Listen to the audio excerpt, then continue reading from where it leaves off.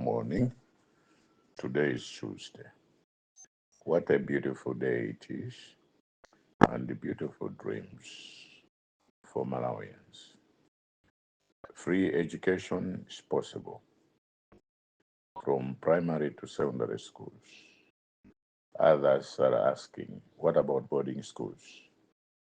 That will have to be worked out because we are talking about tuition and the other expenses that a child might encounter.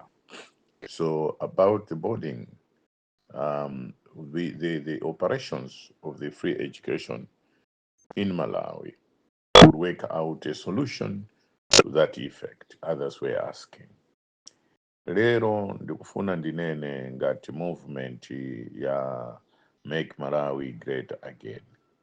It's unfortunate that I have just gone through other sort of charts here. They are also writing Make Malawi Great Again, which is unfortunate. Ine so far ndalandira oro amafuna nditumizire ndalama not less than 20 something million. Koma ndauza anthuwa kuti group ya Make Malawi Great Again we have not yet established, and the bank accounts are not yet there. So many things are not, the structure itself is not in place. Ndeno ndauzaso kuti panopo ife sitingatenge ndalama ya munthu wina aliyense, because the aim is not to have it as our survival kit. The aim is to educate Malawians. The aim is to tell Malawians what was happening, what is happening, people who have stolen money from public coffers, people that have misused their offices just because they were bosses, people that recruited their relatives, girlfriends, government institutions, people that are hiding tons and tons and tons and tons of maize. And one of the objectives is also to protect the president.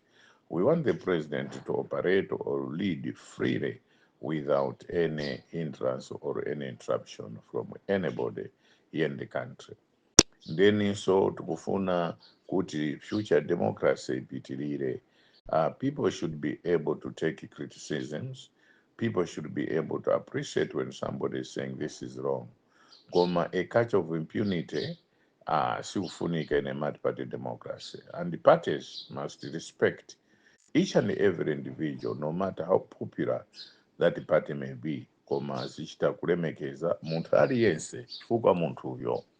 In an adage, an English adage, of say, there cannot be a society without an individual. An individual forms that society. So ifeyo tunena kuti each and every individual person is very important in our society, very important again in our community. Ndeno panopo tubweza muje ndalama zimene zinafuna kuti tipasidwe zonse zena kubwezedwa chifukwa we have not yet more like told the president kuti achita approve chinthucho. If there is an input, let that input be in it here. So tisatenge ndalama ya munthu wina aliyense, and ndikuchenjeza aliyense amene afuna atenge ndalama in the name of this kuti ndalamazo ayi ife situfuna kuti tilemere pauje napa ayi, koma kuauza Malawi chilungamo cha how to protect a president and how to protect the future of democracy in our country. Chinanso ndikufuna kuti Malawi muno mukhale a free society yachose ikhale kuti free from corruption. Corruption ndimene kupangisa kuti Malawi muno project ambiri asakhale ndi kuti atha kapena asirizidwa chifukwa anthu ambiri adya corruption. Pali zina zake kunchewu World Bank inapereka ndalama kunchewu kuti akonzere zakacha mafumu chani, ndalama zonse zija zinadyedwa. Palibe ndi ndalama imene inapita ku project imene World Bank intended to do kunchewu uko, which is very sad. how can we promote democracy in a culture of theft, in a culture of dishonesty, in a culture of people that are not honest, people that are not there to help the people but help themselves. Then also make Malawi great again. Ikufuna kuti recruitment makamaka kuma nurses. Ma nurses taona kuti wodwara akhoza kupita kuchipatara. Iwo ali apo akucheza akucheza pa WhatsApp pamene uja munthu uja is unattended or she's not attended to these zimene zikufuna kuti make Malawi great again ipite all areas that retards development of our country.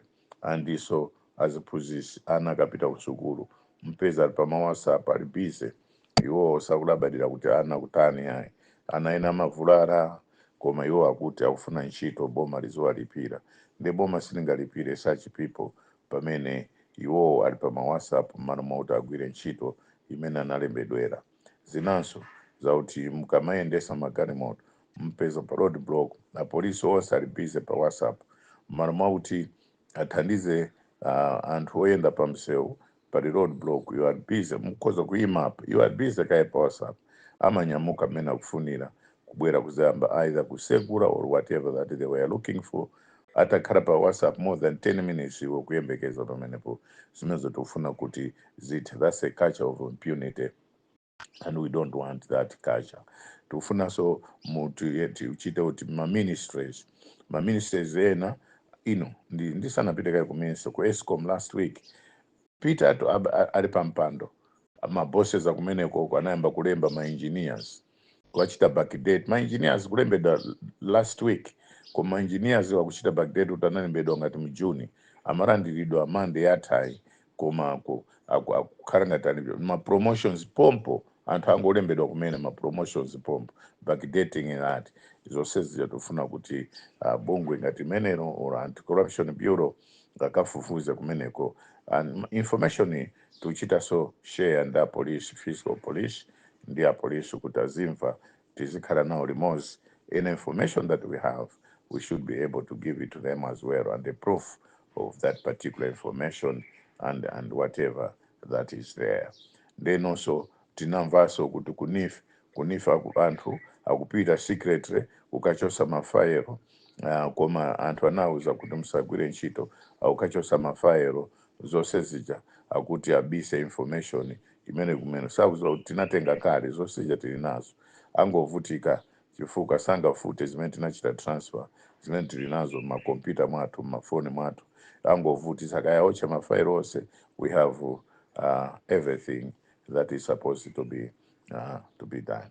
So no ma MPs wonse amene amakaperekera ku ame maorder ku ame ku polisi amene amaperekera maorder mu government institutions ma MP akale a MCP osaja tili nano noseno tili nano tikuziwa zimene ma billions and billions mubweza zonse zibwerera kuboma zigwira ntchito zondrama kaya mwabisa kuti kaya ndi London kaya ndi munyumba kaya ndi kuti kaya mwabisa kaya kuti titenga tindi information imene yakuti inuyo simukuiziwa information imene ilipo tinakhala chete facha kuti kubwera overwhelming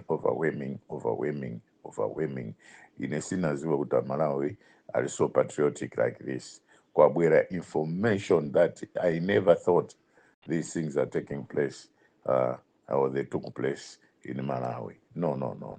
So no zosezo tili nazo koma ndichenjeze mwa ifeyo amene tofuna tilowe bungweri tikhale wokhulupirika tithandize Malawi tisakhale personal ayi enafe we are just interim you'll have to take over and help Malawians. Some of us will just be helping you knowledge wise and the skills, critical skills will be able to share with you so that you are able to do for Malawians and protect the leadership that we have it here and the future of democracy and especially corruption.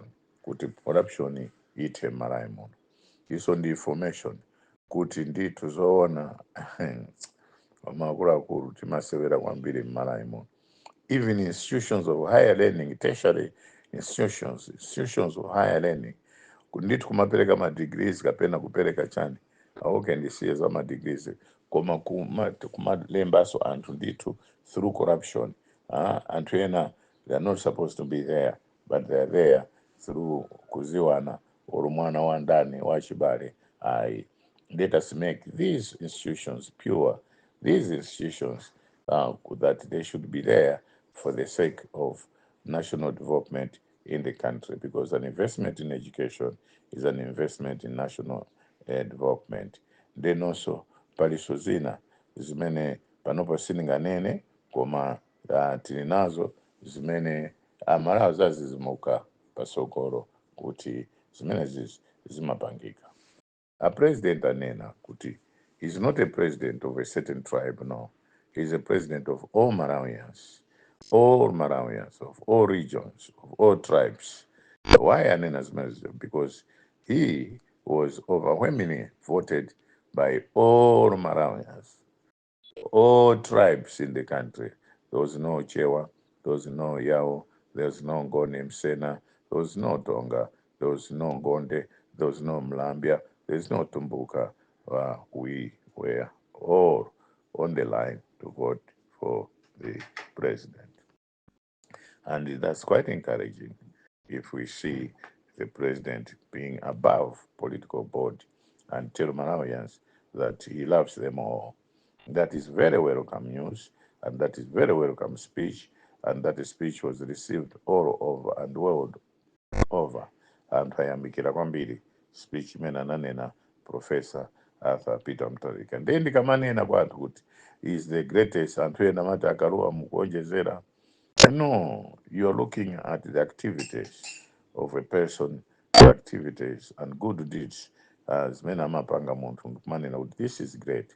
Mukati this is great, sikunende kuti mukupembedza koma munena chilungamo kuti this is great. So that is what happening. I'll say much more tomorrow. Good morning.